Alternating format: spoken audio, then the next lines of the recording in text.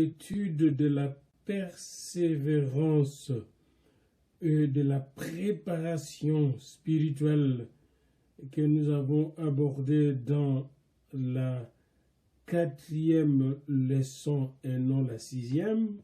Je m'excuse d'avoir dit 6e leçon au début de la 4e leçon.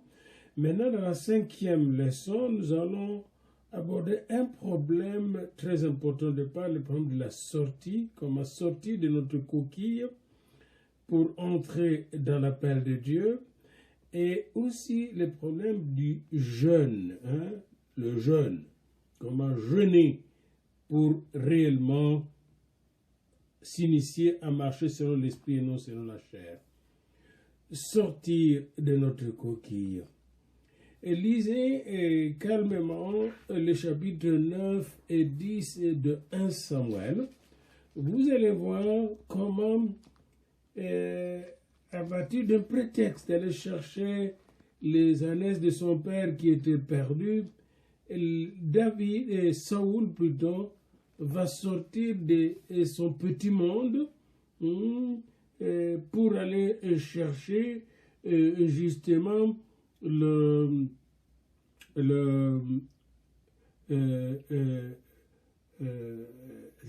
de Dieu, pour obtenir l'onction de Dieu. Mais il y avait un prétexte. Il était allé à la recherche des ânesses de son père qui était perdu, et Dieu va utiliser ce prétexte-là, ce petit problème de sa famille, de leur troupeau, du troupeau de son père, pour l'appeler vers lui et lui donner son onction. Alors parfois, comme il a fait sortir d'ailleurs Abraham de Ur de Chaldéa, voyez-vous, et il a fait sortir même Élisée de son troupeau pour aller suivre le prophète Élie et entrer dans son appel. Nous voyons au chapitre 9 et 10 comment justement Saul était sorti, n'est-ce pas, de son travail d'éleveur avec son père, avec toute sa famille. Ils étaient les grands propriétaires de troupeaux, des riches propriétaires de troupeaux. Dieu va le faire sortir de ce monde, de sa zone de confort pour le faire entrer dans son appel. Et ce n'était pas facile. Alors, une des choses que vous devez savoir, que personne ne méprise le métier que vous faites, ou votre jeunesse, ou votre âge, comme on a dit 1 Timothée 4,12, que personne ne méprise ta jeunesse. Dans Jérémie 1, vous découvrez que quand Jérémie était appelé, il a dit, je ne suis qu'un enfant. Parce qu'on lui répétait ça, tu n'es qu'un enfant, tu ne peux rien faire de bon. C'est dangereux d'abaisser les gens comme ça. Et il ne faut pas écouter ce que les gens vous disent. Oh, tu ne sais pas bien parler. Il n'y a aucun pasteur dans ta famille. Et il n'y a pas de chrétien dans votre famille. Pourquoi pas? Et pourquoi Dieu ne ferait-il pas que je sois le premier chrétien de ma famille ou le premier pasteur de ma famille? Que personne ne méprise ta jeunesse, mais soit un modèle pour les fidèles en parole, en conduite, en amour, en foi et en pureté. L'essentiel, quand on a reçu l'appel de Dieu, c'est d'accepter que Dieu va faire de nous des modèles pour les fidèles de Dieu, en parole, en conduite, en amour, en foi et en pureté. Voici le sujet que je vous demande de partager. Ne vous êtes jamais créé de problèmes à vous-même en parlant beaucoup ou trop rapidement aux gens mal indiqués. Alors vous allez voir, quand Saul sera oint par Samuel en secret, il va cacher, n'est-ce pas, ce qui va se passer, ce qui s'est passé en secret avec Samuel, jusqu'au jour où Dieu va le faire sortir publiquement. Alors, est-ce que ça vous est arrivé de commencer à faire la publicité aux gens, comme je concernais quelqu'un qui était peut-être appelé à être diacre, mais qui commençait déjà à les divulguer partout alors qu'il n'avait pas encore réuni les conditions pour être diacre d'une église. Il y a aussi des gens comme ça, il n'est pas pasteur, mais il dit à tout le monde, il est pasteur, il est pasteur, il est pasteur. Il se pourrait qu'il ait vraiment appelé pasteur, à devenir pasteur, mais son temps n'était pas encore arrivé, il n'a pas la permission de le dire à qui que ce soit. Alors, un exercice, ne vous êtes jamais créé de problème à vous-même en parlant beaucoup, trop rapidement et aux gens mal indiqués, des choses que vous devez en principe garder pour vous-même ou pour un petit groupe. Dites ce qui s'est passé l'un à l'autre et ce que vous ferez la prochaine fois quand vous aurez des secrets à garder. Ça vous a posé la question à Jésus-Christ de savoir quand est-ce que la fin du monde va intervenir.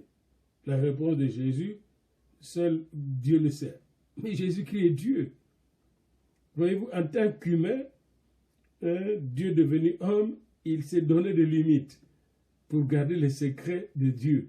Il y a des choses concernant Dieu le Père qu'il connaît bien, mais qu'il a gardées. Parce que seul Dieu peut autoriser la communication de ces choses. Travail pratique, quel homme de Dieu servez-vous et qui vous guide aujourd'hui? Avez-vous un homme de Dieu que vous servez maintenant comme Josué servait Moïse? Ou comme Géasi servait Élisée et Élisée servait Élie? Avez-vous un homme de Dieu que vous servez maintenant? Quel est cet homme de Dieu que vous servez maintenant et qui vous guide? Allez et engagez-vous à lui. Dites-lui votre bonne volonté, occupez-vous de lui et invitez son ministère prophétique ou apostolique ou évangélistique ou pastoral ou doctoral. Invitez ce ministère dans votre vie. Entrez sous l'ombre de cet homme, exactement comme Élisée est entré sous l'ombre de cet homme, comme Timothée est entré sous l'ombre de Paul, comme Paul est entré sous l'ombre de Barnabas. Devoir noter, écrivez sur une page expliquant les qualités que vous recherchez dans un homme ou une femme de Dieu, envers qui vous pourriez vous soumettre de bon cœur. Quelles sont les qualités que vous recherchez dans l'homme ou la femme de Dieu qui est votre mentor? Prenez le temps de méditer 1 Corinthiens 6. 1 Corinthiens 6, 12 à 13. 1 Corinthiens 6, 12 à 13. 1 Corinthiens 6, 12 à 13. Tout m'est permis, mais tout n'est pas utile. Tout m'est permis, mais je ne me laisserai pas asservir par quoi que ce soit. Les aliments sont pour les ventres pour les aliments, et Dieu détruira l'un comme les autres. Mais le corps n'est pas pour la débauche, il est pour le Seigneur, et le Seigneur pour le corps. Méditez, c'est 1 Corinthiens 6, 12 à 13. Est-ce que quelque chose manque dans ta vie qui ne te permet pas de sortir de ta coquille? Pour Saul, c'était seulement les ânes perdus. Les ânes qui manquaient et qu'il est allé rechercher, et Dieu a utilisé ce prétexte pour l'envoi. Les ânes perdus. Leur recherche est devenue un voyage qui l'a conduit au trône d'Israël. Il était à la recherche des ânes perdus et il s'est rendu au trône d'Israël. 1 Samuel 9, verset 3. Saul connaissait la voix de son père. Il avait suivi les directives de son père avec précision et avec engagement. Et en suivant la voix de son père, pour aller rechercher les ânesses de son père, il s'est retrouvé dans les mains du Père Céleste, du représentant du Père Céleste qui était Samuel, qui est devenu son mentor spirituel. Est-ce que vous aboutissez nulle part quand vous êtes à la recherche de ce qui vous manque? Même dans l'obéissance de Saul, n'est-ce pas? Même dans l'obéissance, Saul n'a pas fait de progrès. Il était sur le point de retourner. Il recherchait les ânesses, il n'a pas trouvé. Il était sur le point de retourner. Et c'est pendant qu'il décidait de se retourner que son serviteur lui suggéra d'aller voir l'homme de Dieu. Et là, alors, Dieu lui dévoila les secrets de la perte des ânesses, qui n'était qu'un prétexte utilisé par Dieu pour loindre, pour faire sortir Saul de sa famille, le faire sortir de son troupeau, le faire sortir de son père, le faire sortir de ses limites. Il fallait que Dieu crée cette situation-là. Et alors quand Saul est allé vers l'homme de Dieu, c'est l'homme de Dieu qui lui a non seulement indiqué que les ânesses perdues étaient retrouvées, mais aussi sa destinée. Allons à l'homme de Dieu et nous allons peut-être écouter l'appel de Dieu sur notre vie. Allons vers l'homme de Dieu. Et voyez, quand il est allé vers l'homme de Dieu, et regardez encore 1 Samuel 9, il n'est pas allé le main vide. Il a tout fait, il a dit, je ne peux pas aller le main vide. Et il a tout fait pour que son serviteur et lui puisse trouver quelque chose à apporter à l'homme de Dieu. On ne va pas à l'homme de Dieu main vide. C'est pourquoi même quand vous suivez ce cours, on ne vous laisse pas suivre gratuitement. Ça serait très facile. Il faut un peu de sacrifice. Comme David a dit, je ne peux pas, on voulait lui offrir un terrain où il devait, n'est-ce pas, construire le lieu de prière, le lieu d'adoration, le lieu de la maison de l'Éternel. On lui avait offert ça gratuitement. Il dit non, je ne peux pas prendre ce lieu où je vais mettre l'autel de l'Éternel gratuitement. Je ne peux pas donner à l'Éternel ce qui ne me coûte rien. Beaucoup de gens aiment des choses qui ne leur coûtent rien. Mais vous ne pouvez rien faire dans ce monde qui ne vous coûte rien. À moins de voler. Hein? Alors, même notre salut a coûté à Dieu ce qu'il avait de plus précieux, le sang de Jésus-Christ. Alors, il faut que vous ayez la joie de faire des sacrifices et Dieu vous comblera de ses bienfaits. Et il faut lire et relire encore 1 Samuel 9, lorsqu'on lui suggère à Saul d'aller voir l'homme de Dieu.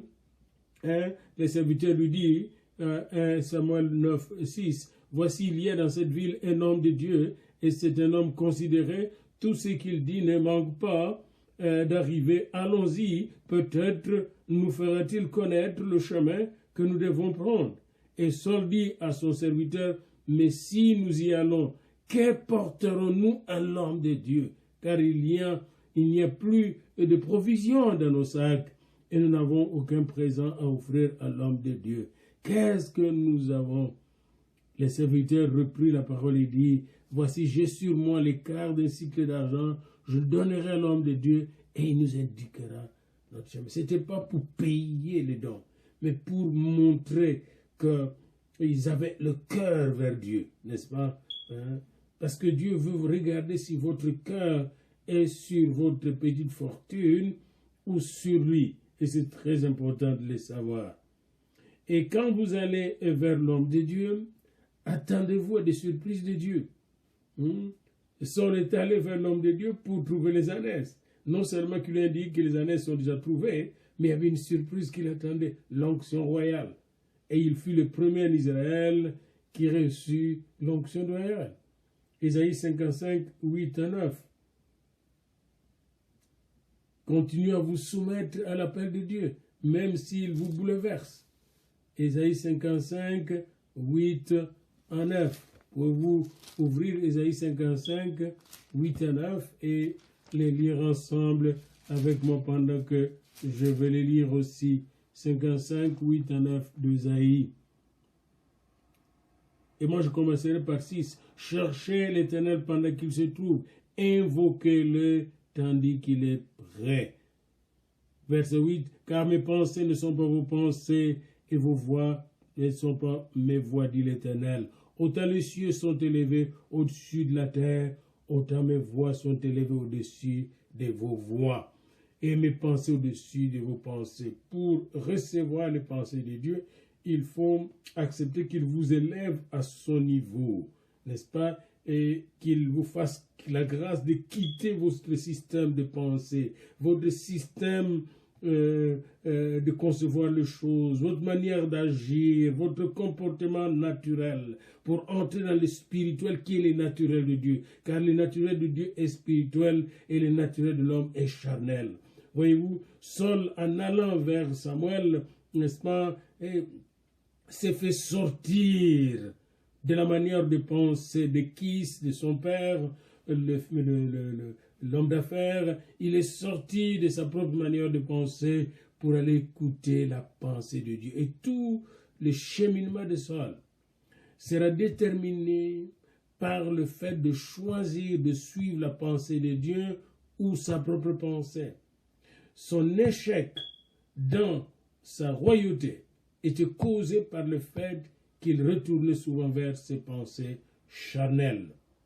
Et c'est très important de le savoir.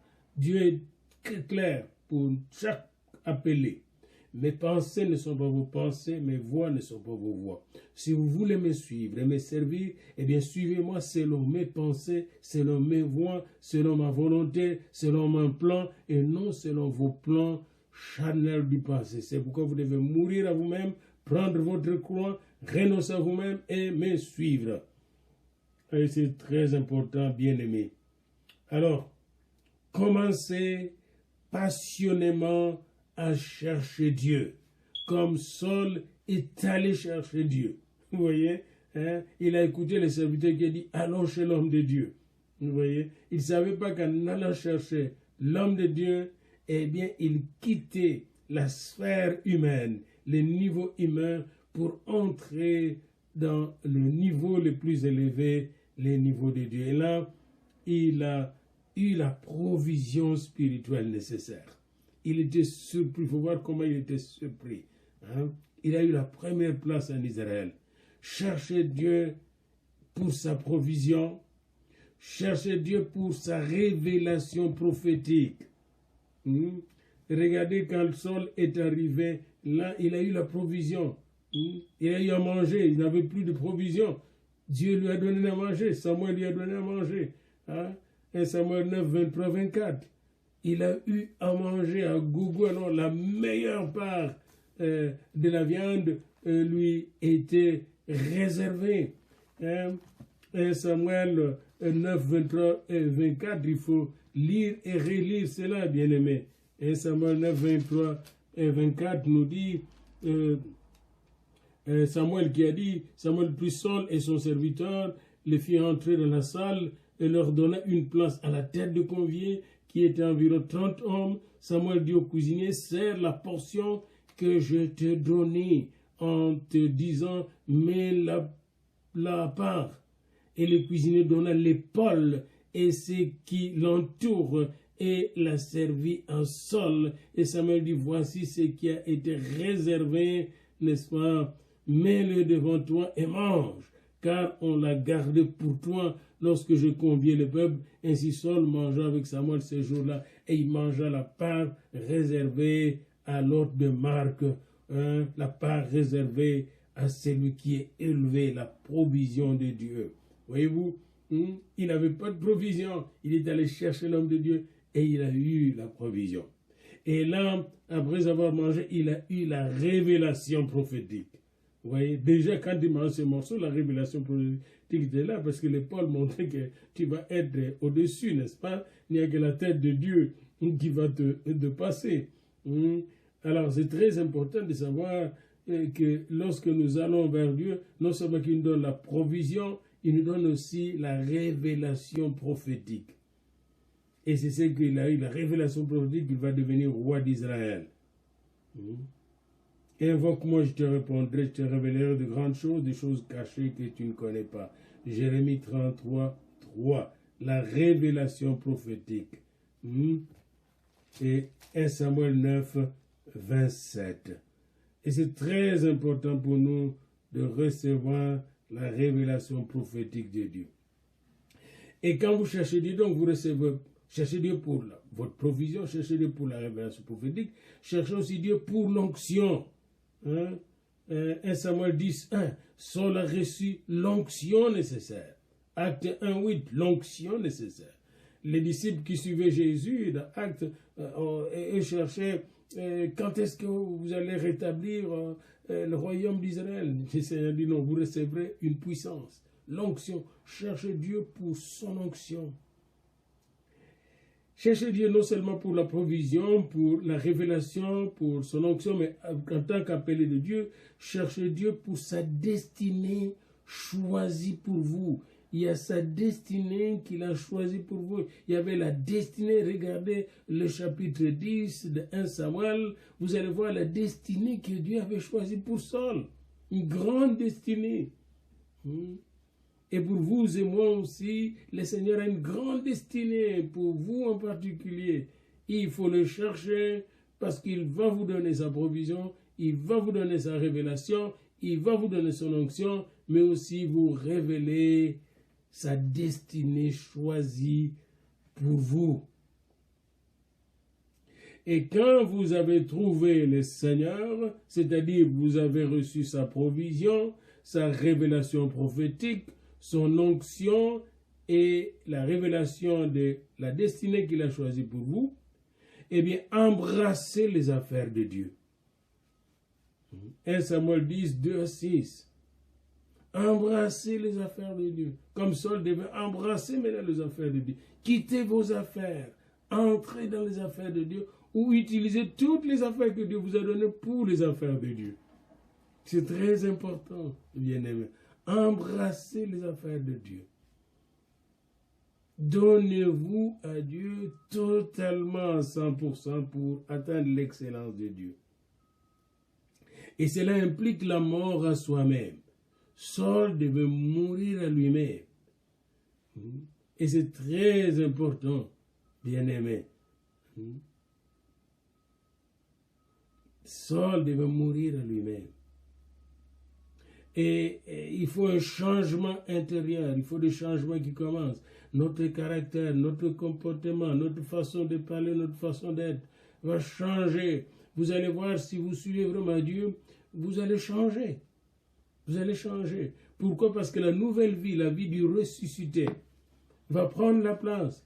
Vous serez un ambassadeur de la résurrection. La mort va disparaître, n'est-ce pas?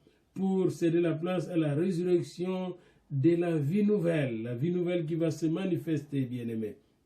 Cette vie nouvelle qui était, pour ainsi dire, tuée depuis le jardin d'Éden, qui était tuée par le péché, va revenir alors en place à la mort de la vie ancienne. C'est pourquoi 2 Corinthiens 5, 17 nous dit, si quelqu'un est en Christ, il est une nouvelle création, les choses anciennes sont passées et toutes les choses sont devenues nouvelles, et cela vient de qui? De Jésus-Christ lui-même. Alors là, vous allez vivre dans la sagesse de Dieu. Vous voyez, vous allez vivre dans la sagesse de Dieu en tant que consacré de l'Éternel. Et la sagesse peut signifier la patience.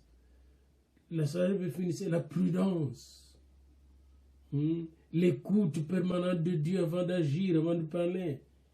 Il était demandé à Saul d'attendre jusqu'à ce que ces signes soient accomplis. Chapitre 10, il devait attendre, voir ces signes s'accomplir. Proverbe 8, 10, 12. Jusqu'à là, faites attention à ce que vous dites et à ceux à qui vous le dites. 1 Samuel 10, 15. Saul a fait attention à ce qu'il disait et à ceux à qui il parlait. Joseph dans Genèse 36, 6, 9 a eu des problèmes parce qu'il avait trop parlé. Qu'est-ce qui serait arrivé à Marie si elle allait partout raconter ce que l'ange lui avait dit? Plutôt, elle est allée vers la personne qui comprendrait ce qui s'était passé, c'est-à-dire Élisabeth. Luc 1, 26, 45. Dieu ne nous demande pas de parler à tout le monde. Dans Luc 1, 26, 45, Marie rencontre Élisabeth, même l'enfant qui est dans le sein d'Élisabeth sent la présence du Seigneur, l'avènement du Seigneur. Et parler à la personne qu'il fallait. Ne faites jamais ce que Saul a fait plus tard, dans votre ministère, dans votre appel, n'est-ce pas? La sagesse, c'est apprendre la leçon de l'histoire. Saul est tombé parce qu'il a cessé d'obéir à Dieu, d'écouter Dieu et de suivre son mentor. Saul n'a pas obéi à l'homme de Dieu et il n'a pas obéi à Dieu. Il a perdu son amitié, il a perdu sa relation intime, merveilleuse et son soutien. Il a pris la provision des hommes, il a reçu les directives des hommes, il vivait selon la chair et non selon l'esprit, et il a perdu son onction et sa destinée. N'oubliez pas, quand vous venez auprès du Seigneur, il vous donne la provision, il vous donne la vision prophétique, il vous donne la directive, il vous donne votre destinée, n'est-ce pas? Il vous donne l'onction nécessaire pour marcher selon l'esprit.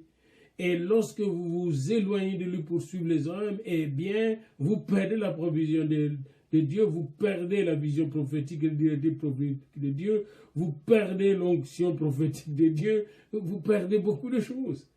C'est très important pour vous, comme pour moi, de suivre le Seigneur. Encore aujourd'hui, prions pour demeurer fidèles au Seigneur.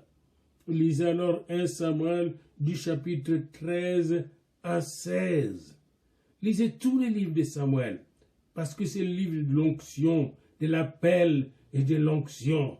Il y a deux grands appelés dans ces livres-là qui sont conduits par un autre appelé qui s'appelle Samuel. Il y a Samuel, il y a Saul et David.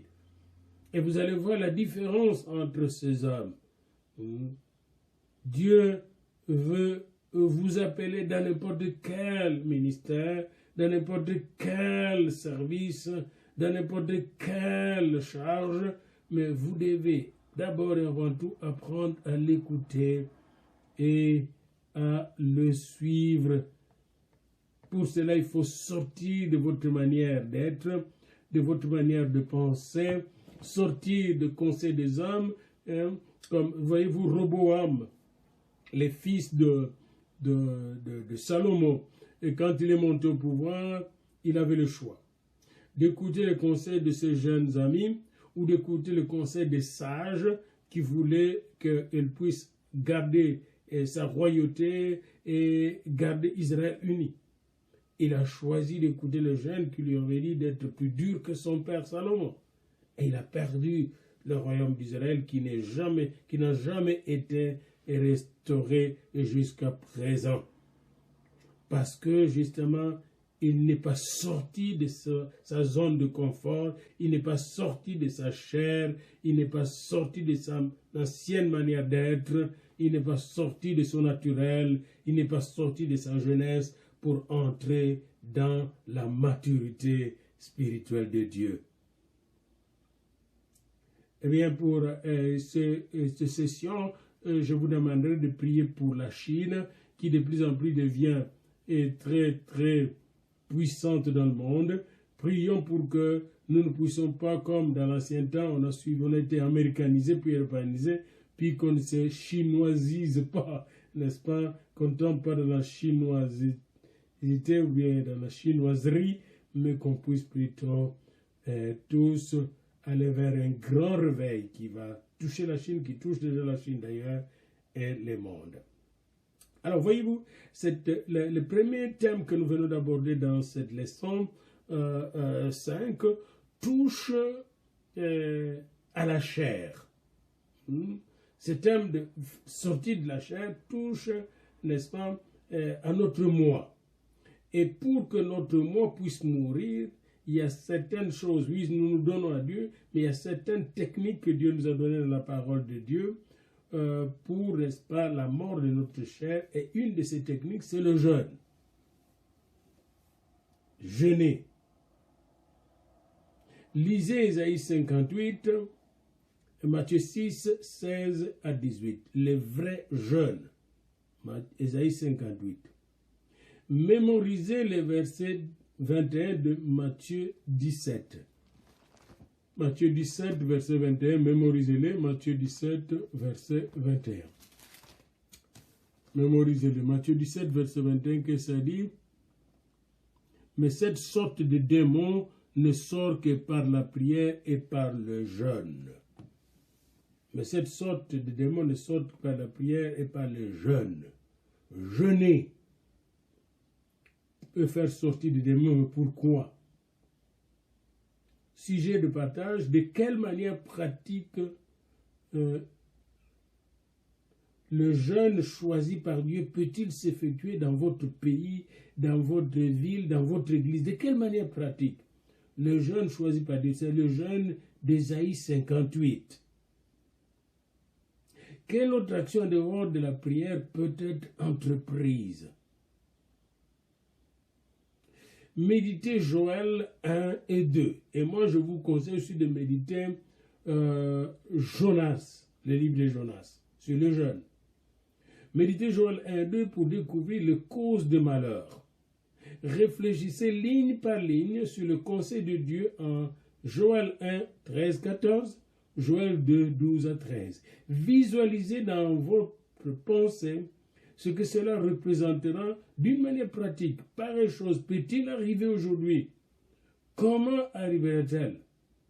Les crises qui nous arrivent aujourd'hui ne sont-elles pas, n'est-ce pas, dues au péché de ce monde? Comment pouvons-nous échapper à ces péchés et délivrer le monde?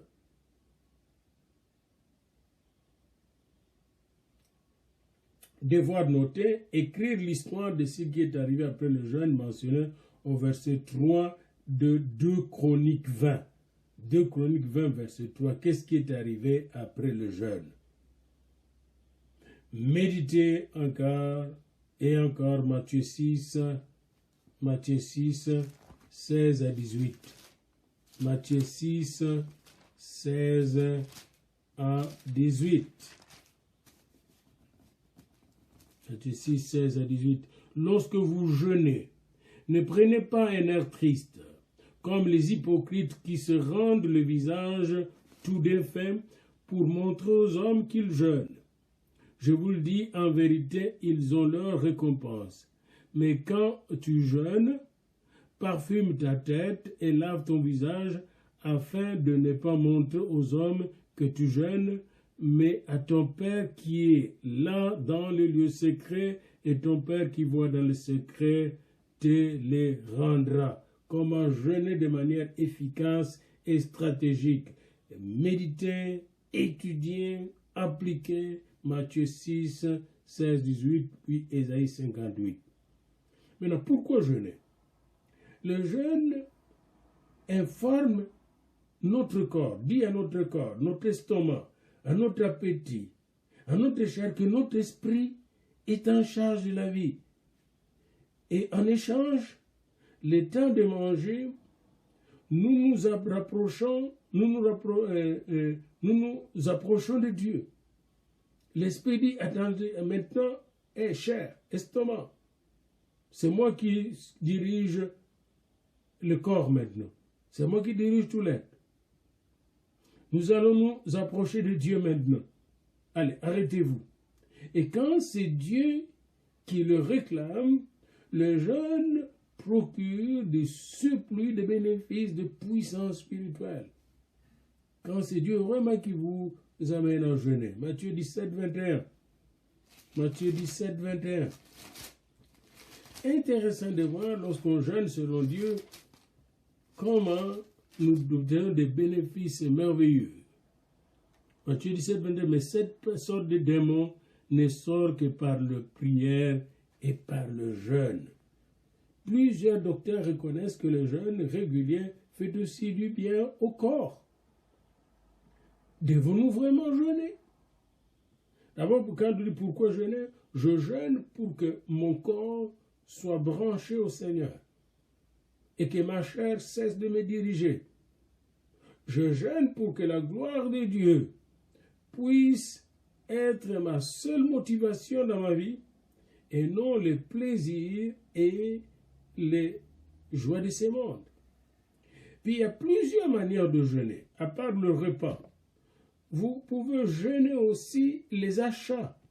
Vous pouvez jeûner les bijoux.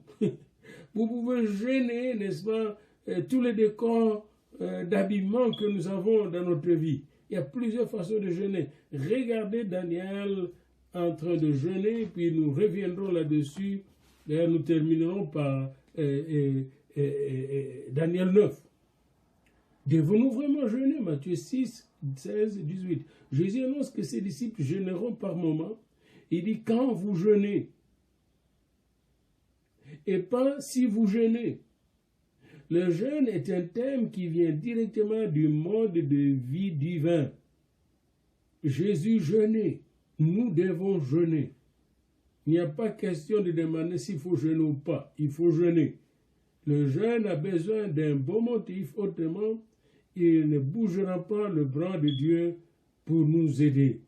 Il ne nous aidera pas à retrouver notre propre voie. C'est une grève de faim. Je ne vous demande pas de faire une grève de faim plutôt, mais de jeûner quand le Seigneur vous le demande.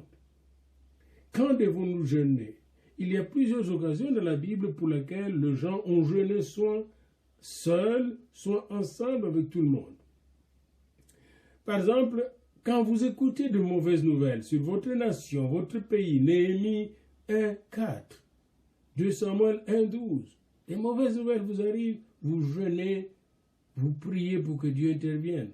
Quand la famille, les amis ou autres personnes sont malades, 2 Samuel 12, 16, Psaume 35, 13. Pendant le deuil, 1 Samuel 31, 13, 2 Samuel 3, 35. Devant le danger, Esther 4, 16. Esther, on jeûne devant le danger.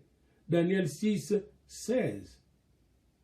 Acte 27, 33, 34. À cause d'un désastre national. Juge 20, 26. 2 Chroniques 23. 20, verset 3. 2 Chroniques.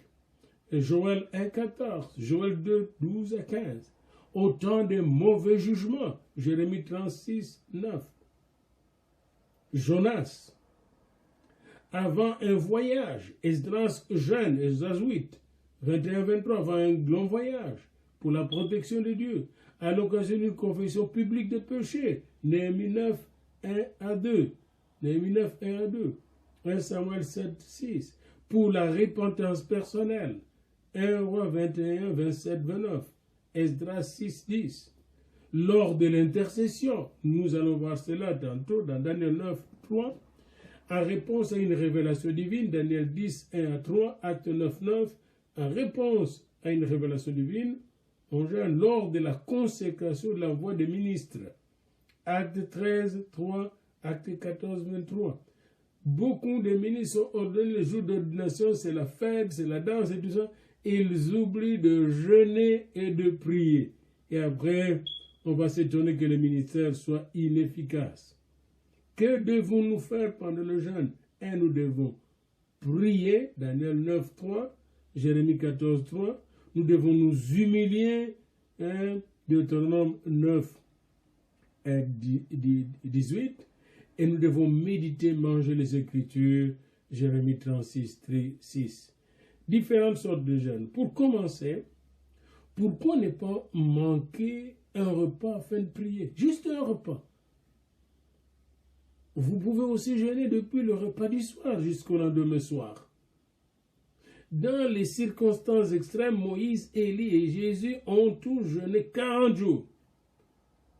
Et je ne vous dis pas de prendre ces décisions par vous-même. Il faut qu'elles soient en contact avec Dieu. Exode 24, 18, 1 Roi 18, 19, 8 et Matthieu 4, 1 à 2. Jésus, Élie, Moïse ont jeûné pendant 40 jours. Normalement, vous devez toujours boire plus et rarement vous priver de l'eau quand vous jeûnez. Attention de vous déshydrater.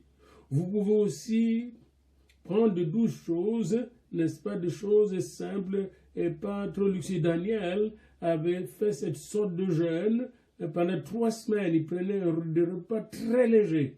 Daniel 10, 2 à 3. Vous ferez mieux de jeûner régulièrement la télévision, par exemple. Vous pouvez jeûner la télévision, l'Internet. Vous pouvez jeûner les sports, si vous êtes très, très fan de sport. Et même des relations conjugales aussi, pour mieux chercher la face de Dieu. 1 Corinthiens 7, 5, parce que quand on tourne nos regards vers lui, on est rayonnant de joie.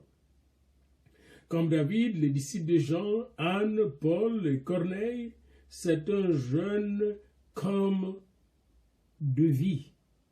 C'est-à-dire, il y a des gens qui ont une vie de jeûne. Voilà le psaume 109, verset 24, psaume 69, 10, Matthieu 9, 14, Luc 2, 37, Acte 10, 30, Acte 13, 3, Acte 14, 23, Acte 1, 2 Corinthiens 11, 7.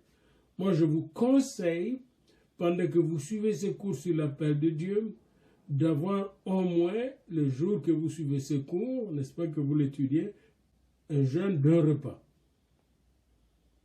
Maintenant, le jeûne choisi par Dieu. Ce serait bon pour nous tous de jeûner de temps en temps, et selon que le Saint-Esprit dirige. Mais il y a une autre sorte de jeûne qui est immensement puissante. Nous pouvons l'appeler la vie de jeûne. Et cette vie de jeûne est décrétée par Dieu lui-même. Tous les jeûnes ne plaisent pas à Dieu. En Zacharie 7, 5 à 6, l'Éternel a demandé au peuple et aux sacrificateurs s'ils observaient leur jeûne à cause de lui ou pour un autre but. Le jeûne en Ésaïe 58, 1 à 5 ne plaît pas à Dieu en fin de compte. Quel est ce jeûne-là qui plaît à Dieu? Même le jour du jeûne devant l'Éternel, les gens exploitaient leurs travailleurs, se querellaient, se battaient les uns les autres, étaient hypocrites, essayaient de faire du chantage à Dieu, se lamentaient et oubliaient le commandement, dit, oh Seigneur, moi j'ai jeûné, maintenant donne-moi la puissance. Il ne te donnera pas. Ne vous attendez à rien quand vous ne jeûnez pas selon Dieu. Quelle sorte de jeûne plaît à Dieu? Dieu dit en Ésaïe 58, 6 à 12, voici le jeûne dont je prends plaisir. Et il nous commande ce jeûne-là, il nous recommande ce jeûne-là. Cette sorte de jeûne n'a que faire de se priver de nourriture, mais plutôt de se dénier et de vivre pour Dieu, d'être pour Dieu, totalement pour Dieu, afin qu'avec Dieu nous puissions faire des exploits. Ce n'est ni pour un jour, mais pour toujours, c'est une vie de jeûne. Il nous demande de nous dénier et de détacher les chaînes de l'injustice. Là où il y a l'injustice, les gens vivent dans l'injustice, ils peuvent jeûner, ce sont des religieux. De délier la corde de l'injustice, de satisfaire les besoins des oppressés, de ceux qu'on écrase dans la société, de briser chaque joug, chaque chaîne d'esclavage, de partager son repas avec les affamés, de procurer une demeure aux vagabonds, d'habiller celui qui est nu, de prendre soin de votre propre corps et sang, de rejeter le joug de l'oppression, de ne pas indexer, de ne pas calomnier, de ne pas médier pendant le jeûne. Cette sorte de jeûne change le monde. Cette sorte de jeûne, en même temps, nourrit l'esprit. Cette jeûne remonte même notre vie émotionnelle, sentimentale. Ce jeûne nous donne la force de servir le Seigneur. Et qu'est-ce qui se passe quand on jeûne selon Dieu, lorsqu'on s'humilie vraiment devant lui? Moi je pense que c'est l'humiliation. Le vrai jeûne se passe dans l'humilité. Ta lumière viendra comme l'aurore, tu vas briller, tu seras la lumière du monde, ta guérison germera promptement, la justice marchera devant toi, l'Éternel sera ton arrière-garde, quand tu appelleras, le Seigneur te répondra, tu crieras et il dira, me voici. Ta lumière s'élèvera dans l'obscurité.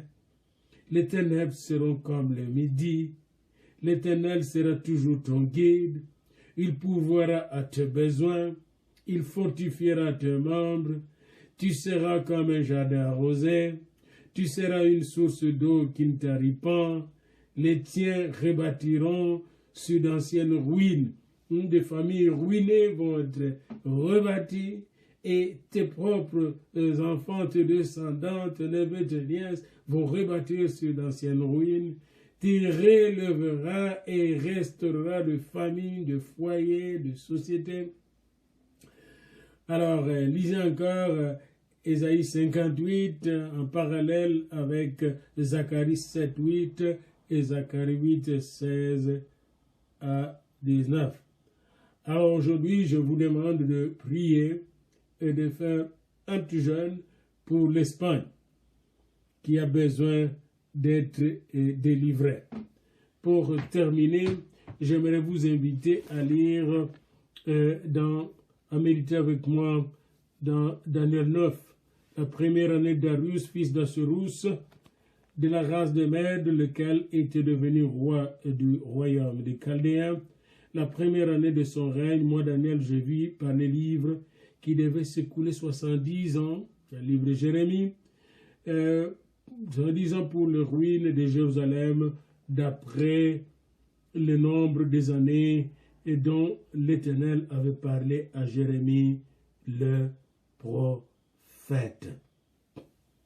Jérémie 25, 11, 29, 10.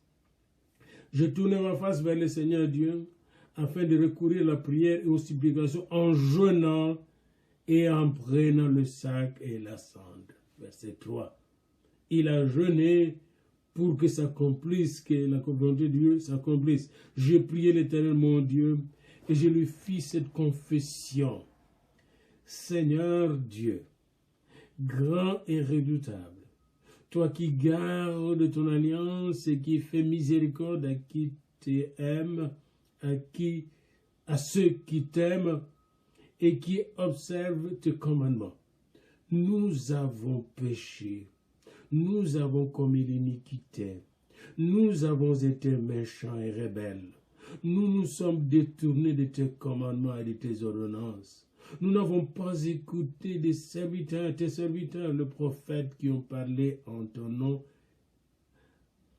à nos rois, à nos chefs, à nos pères et à tous les peuples du pays. À toi, Seigneur, est la justice et à nous la confusion de la face. À nous la confusion des faces. En ce jour, aux hommes de Juda, aux habitants de Jérusalem et à tout Israël, à ceux qui sont près et à ceux qui sont loin, dans tout le pays, où tu les as chassés à cause des infidélités dont ils se sont rendus coupables envers toi. Seigneur, en nous la confusion de face, à nos rois, à nos chefs, à nos pères, parce que nous avons péché contre toi. N'est-ce pas que cette prière peut s'appliquer sur chaque nation? Auprès du Seigneur notre Dieu, la miséricorde et le pardon, car nous avons été rebelles envers lui. N'est-ce pas que cette prière peut aussi s'appliquer sur l'Église? Nous n'avons pas écouté la voix de l'Éternel, notre Dieu, pour suivre ces lois qu'il avait mises devant nous par ses serviteurs, le prophète. Tout Israël a transgressé ta loi et s'est détourné pour ne pas écouter ta voix. Alors se sont répandues sur nous les malédictions et les imprécations qui sont décrites dans la loi de Moïse, serviteur de Dieu, parce que nous avons péché contre Dieu. Et il a accompli les paroles qu'il avait prononcées contre nous et contre nos chefs qui nous ont gouvernés. Il a fait venir sur nous une grande calamité. Il n'en est jamais arrivé sous les ciels entiers une semblable à celle qui est arrivée à Jérusalem. N'est-ce pas comme ce qui est arrivé à l'Afrique quand on nous a vendus comme des esclaves dans le monde entier? Comme cela est écrit dans la loi de Moïse, toute cette calamité est venue sur nous et nous n'avons pas imploré l'Éternel, notre Dieu. Nous ne nous sommes pas détournés de nos iniquités. Nous n'avons pas été attentifs à ta vérité. L'Éternel a veillé sur cette calamité et l'a fait venir sur nous, car l'Éternel, notre Dieu, est juste dans toutes les choses qu'il a faites, mais nous n'avons pas écouté sa voix, Seigneur. Et maintenant, Seigneur, notre Dieu, toi qui as fait sortir ton peuple du pays d'Égypte par ta main puissante et qui t'est fait un nom comme il est aujourd'hui, nous avons péché, nous avons commis l'iniquité. Seigneur, selon ta grande miséricorde, que ta colère et ta fureur se détournent de ta ville, de ta montagne, de ta sainte montagne, car à cause de nos péchés et des iniquités de nos pères, Jérusalem et ton peuple sont en opprobre à tous ceux qui nous entourent. Maintenant donc, ô notre Dieu, écoute la prière et les supplications de ton serviteur. Et pour l'amour du Seigneur, fais briller ta face sur ton sanctuaire dévasté. Mon Dieu, prête l'oreille, écoute, ouvre les yeux et regarde nos ruines.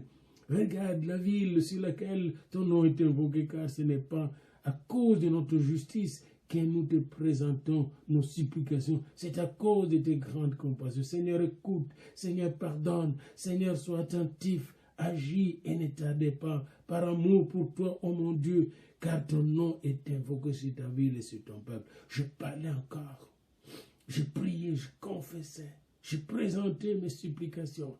Et pendant qu'il parlait encore, oh, Gabriel, qu'il avait vu précédemment dans une vision, s'approcha et vint lui révéler. Alors, quelle révélation il a faite?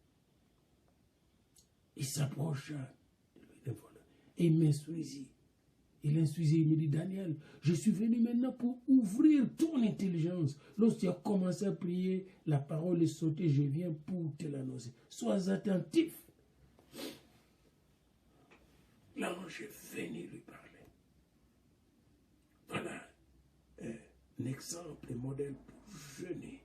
Priez pour les nations. Vous êtes appelés par Dieu. Appelés par Dieu, bien-aimés. Vous devez sortir de votre monde charnel pour entrer dans l'univers spirituel de Dieu, dans son royaume. Nous le verrons. Nous aurons tout un chapitre sur le royaume de Dieu. Et dans ce royaume, on jeûne, on prie, puis Dieu nous parle. Au nom de Jésus. Amen. C'était la Sainte.